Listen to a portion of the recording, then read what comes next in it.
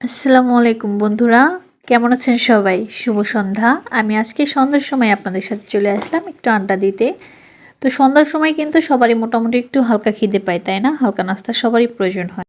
তো আমাদেরও বিকল্প কিছু না, আমাদের সন্ধ্যার সময় ক্ষুধা পায়, আর সন্ধ্যার সময় বেশিরভাগই এরকম ভাজা জাতীয় কিছুই তৈরি করা হয়। আজকে সন্ধ্যাবেলায় আপনাদের ভাইয়া বাজার মানে বড় শপে পাওয়া যায়, আমাদের এখানে হচ্ছে সিএসডি থেকে এই নাগেটসগুলো আনে। আসলে দামটা তুলনামূলকভাবে আমার একটু বেশিই মনে হয়েছে, তবে রেস্টুরেন্ট থেকে বেটার, কেননা রেস্টুরেন্টে ৪ পিস আপনার বা তার একটু বেশি ২০০ টাকার মতো, এখানে ২২০ টাকাতে ছিল।